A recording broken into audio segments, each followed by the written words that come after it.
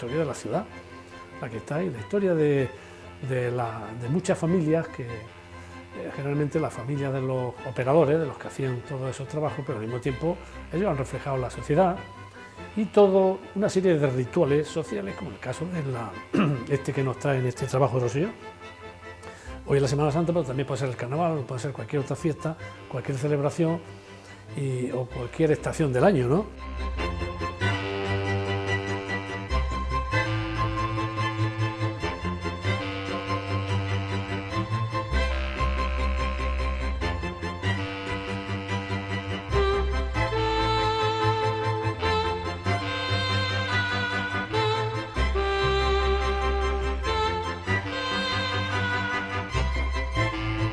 A partir de los años 20 ya se introduce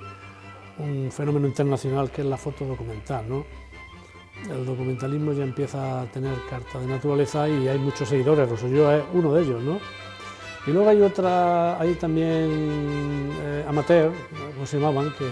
se dedican hacia la foto, digamos, de corte costumbrista, ¿no? Muy relacionada, como digo aquí en un capítulo, con la pintura, ¿no? Es heredera la fotografía, de ese tiempo es heredera de la pintura, ¿no? Por lo tanto,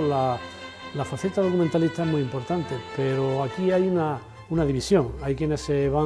decantan hacia los pictorialismos, ¿verdad?, que es la foto más pictórica, por decir, clasificarla de alguna manera, y luego están los que se dedican a la foto de periodismo o foto documental, ¿no? Y esas dos facciones, digamos, pues corren paralelas a lo largo del tiempo, ¿no?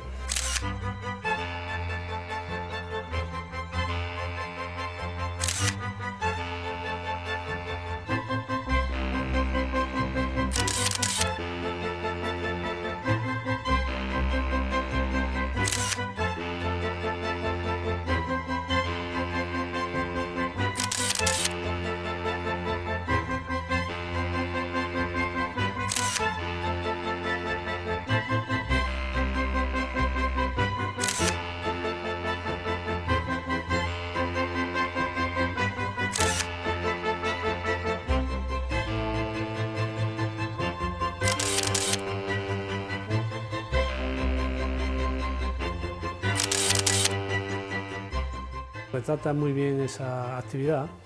ese ritual, digamos, social de los jiennenses, pero que al mismo tiempo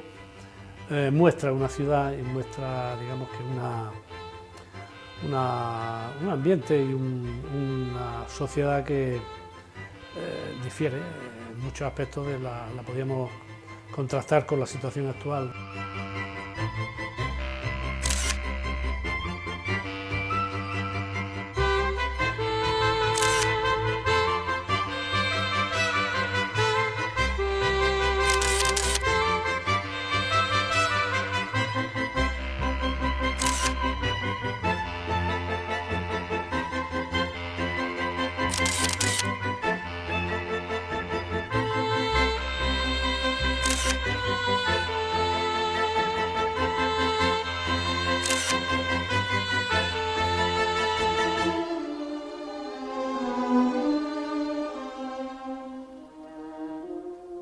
La carrera,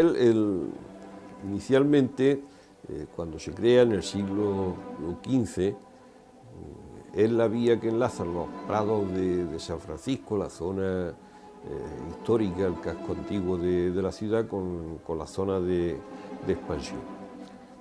Y mantiene ese carácter hasta bien avanzado el siglo XVIII. Luego lo que pasa es que en el siglo XIX pues, empieza a convertirse en una calle ya de carácter más urbano. Empiezan a construirse lo que entonces se llamaban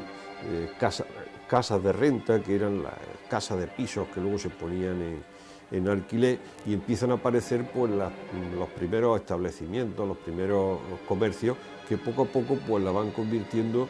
en una calle de obligado tránsito, ¿no? Y que determina que sea pues eso, la calle más representativa de la capital, porque es un punto en el que confluyen de alguna manera pues, la ciudad vieja y la ciudad nueva.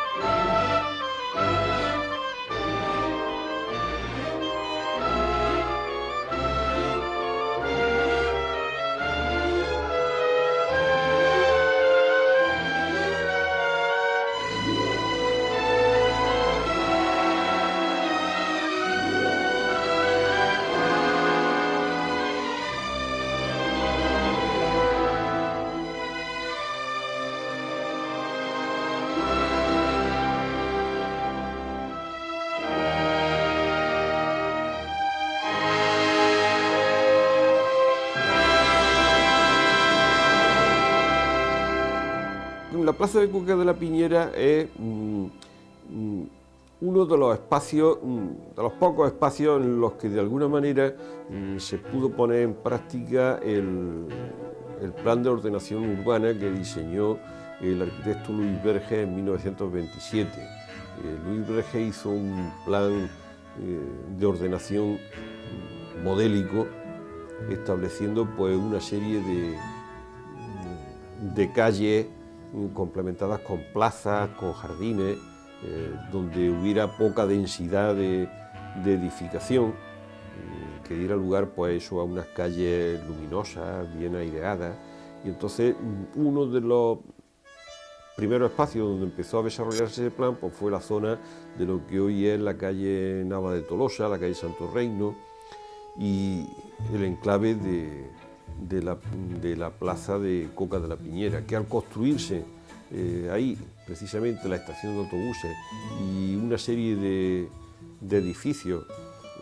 con un cierto carácter señorial, edificios de vivienda, pues entonces el punto representativo,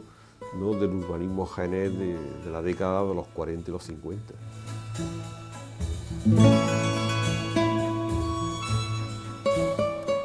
Gran Maza es uno de los grandísimos errores urbanísticos que se han cometido en Jaén por intereses un tanto espurios, ¿no? Ahí había una gran plaza muy irregular que nunca tuvo pues ese señorío que tienen las plazas mayores de otras ciudades españolas, pero que en realidad era la plaza mayor de Jaén, era la gran plaza donde se celebraban las corridas de toros, donde se celebraban los grandes espectáculos públicos, las solemnidades, las ejecuciones públicas, y entonces era una plaza de una gran amplitud que empieza a delimitarse con una serie de edificios como el Palacio de los Vilches, la Casa de Comedia, la Pescadería Pública, el Cuartel de San Rafael, la Alhóndiga, la Casa de las Cuatro Torres. Y era una plaza muy de Jaén, ¿no?, que definía mucho ese carácter entre andaluz y manchego que tenía el Jaén del siglo XIX. Lo que ocurre es que en una época un tanto conflictiva políticamente, pues entonces se decide alzar el edificio de Hacienda, cortando en Jaén, pero indudablemente fue un error, porque lo que hizo fue que una gran plaza que teníamos pues se convirtió en dos plazas totalmente indefinidas.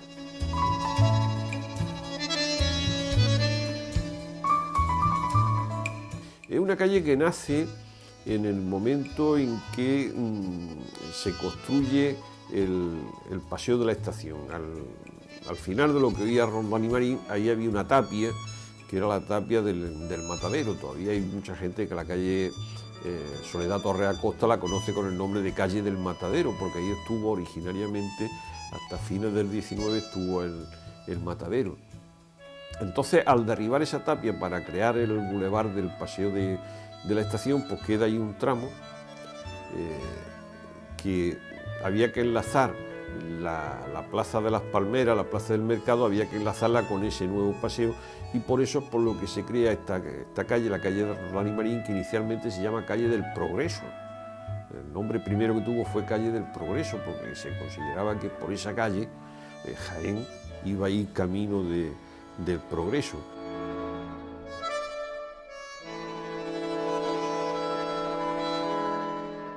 San Clemente fue una calle, pudiéramos decir, de tránsito entre lo que era la ciudad oficial, de lo que eran los extrarradios, donde todavía quedaban muchas reminiscencias de ese carácter agroganadero de Jaén, ¿no? Y entonces la calle de San Clemente era un poco la divisoria de esas dos zonas de la ciudad. Había dos edificios característicos en la calle de San Clemente. Uno era la ermita de San Clemente, que es una ermita de origen medieval que dependía de la parroquia de San Ildefonso, hasta que luego ya se transformó en el actual convento de las Esclavas del Santísimo Sacramento, y justamente enfrente había otro gran edificio que originariamente había sido el Hospital de Jesús y María, que era un edificio inmenso, que en los bajos tenía un almacén de grano, por eso ese edificio se le conocía como La Triguera, un almacén de venta de grano y de semillas al por mayor, y donde también, aprovechando esos bajos tan inmensos, hubo pues dos establecimientos muy populares en Jaén. Uno, el estudio fotográfico de Garrido, ha sido un estudio fotográfico muy acreditado en Jaén, y justamente al lado una imprenta que era donde habitualmente pues se hacían los impresos de propaganda y los prospectos anunciadores de los cines de Jaén.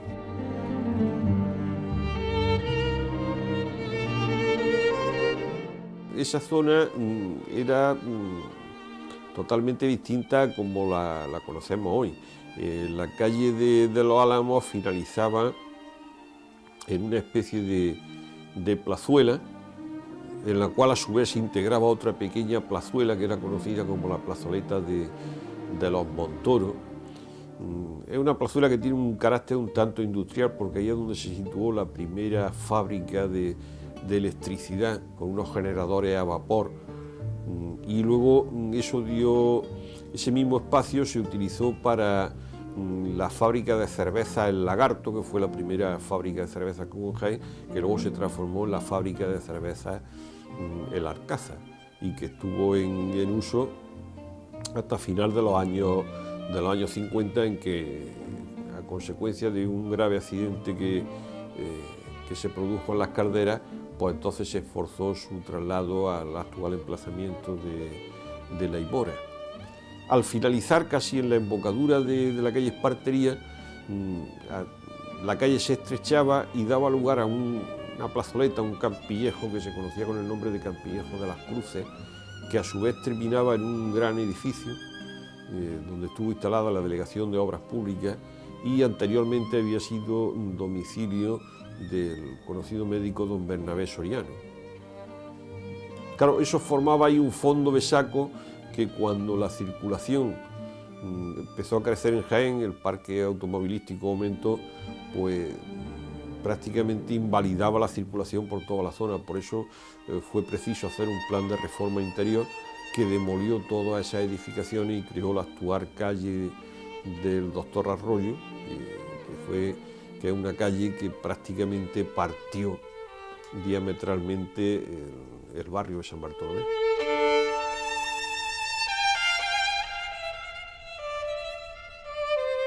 Hasta 1830, 1835, a Granada no se iba por ahí, sino que a Granada se iba por el camino de la sierra, por el camino de Otiñán, y por ahí se desembocaba ya hacia Campillo de Arena, donde ya se retomaba la ruta a Granada.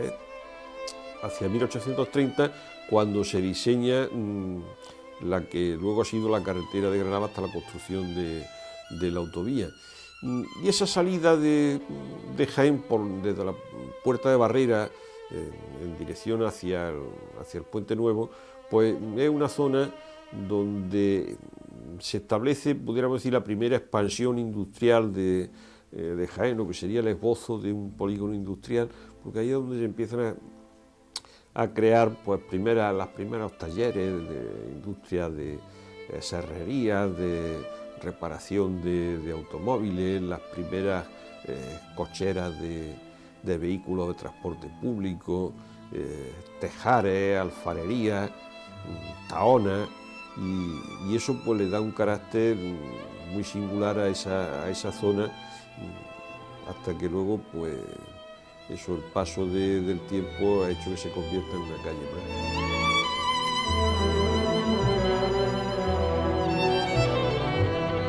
más. El comienzo de la Puerta Barrera es un enclave de distribución de caminos, porque de ahí es donde parten esas dos grandes vías por las que tenía salida el Jaén decimonónico. Por un lado, el camino hacia Madrid, el camino real hacia Madrid, y por otro, el camino hacia Granada. Y a su vez, pues confluye con la zona que hoy ocupa el barrio de Belén, que eran los ejidos. Ahí había unos montículos que estaban ocupados mayoritariamente por unos grandes desmontes donde se disponían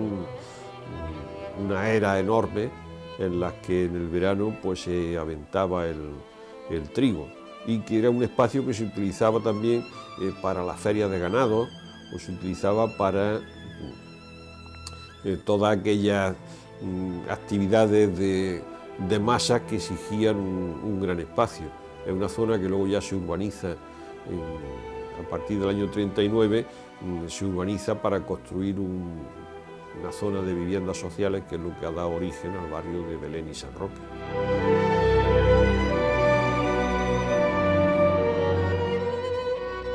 Es la gran frustración del Jaén del 19, cuando el ferrocarril empieza a avanzar siguiendo la línea general de Madrid a Sevilla. Pues hay un deseo inmenso de unir a Jaén a la civilización, pues a través del ferrocarril. Y lo que pasa es que entonces se empieza un tejer y destejer de proyectos que todavía no ha terminado, que yo creo que eso es lo que ha hecho que Jaén se haya quedado aislado ferroviariamente, porque se empiezan a diseñar líneas que se diseñan, pero a las que luego no se les busca financiación, o a los que por motivos políticos pues se les cambia el trazado, y solamente gracias al empeño de la Real Sociedad Económica y sobre todo de un hijo ilustre de Jaén, don Joaquín Ruiz Jiménez, el padre del que luego fue conocido político en la etapa franquista, pues se consiguió un ramal que, derivándose de la línea general de Andalucía, pues enlazara con la línea de Córdoba a Málaga en Puente-Genil, que es el ramal que luego se ha conocido con el nombre del ferrocarril del aceite.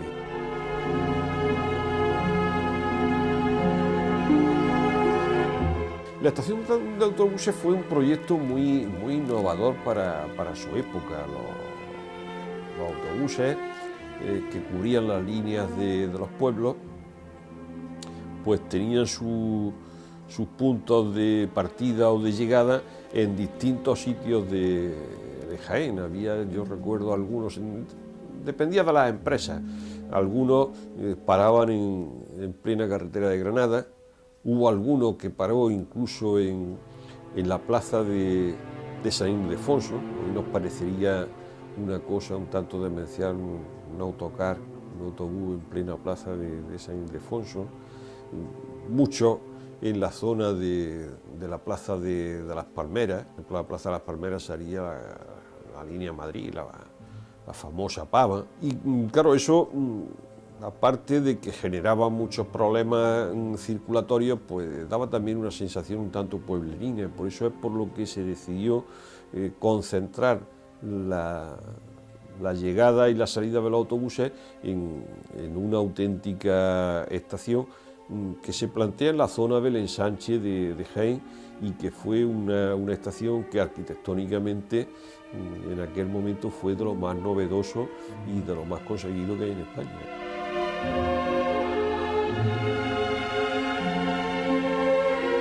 Los dos grandes ejes viarios de Jaén, que además posiblemente el no haber tenido el acierto de trazar otros similares, es lo que ha hecho que actualmente pues la circulación en Jaén esté plenamente agotada, son el Paseo de la Estación y lo que es la Avenida de Madrid. El Paseo de la Estación surge cuando se construye la estación del ferrocarril en 1881, se abre un camino, que por eso inicialmente se conoce como Camino de la Estación, que luego ese camino se transforma ya en lo que fue el Paseo de Alfonso XIII, que tenía dos zonas que van a quedar partidas por el Monumento a las Batallas. En la primera zona, desde Roldán y Marín hasta el Monumento de las Batallas, es una zona que tiene bulevar y dos carriles de circulación a los lados, aparte del acerado. Y es un bulevar que ha estado muy frecuentado hasta que se hizo la reforma en 1960. Y la segunda parte del Monumento de la Batalla hasta la estación, ahí solamente había los dos caminos de circulación, uno de bajada y otro de subida, y uno amplio acerado. La Avenida de Madrid, por el contrario, pues era un camino orillado de instalaciones de tipo industrial. No había prácticamente viviendas, casi todo pues eran talleres o eran almacenes.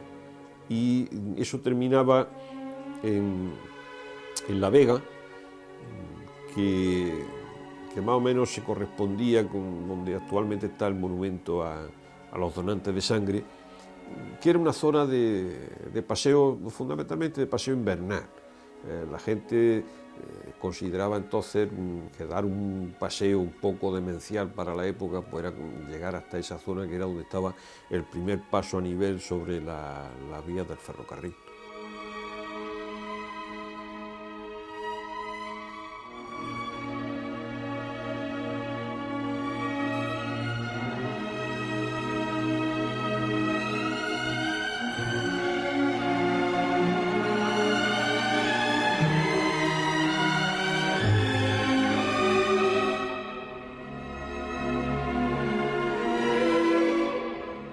Jaén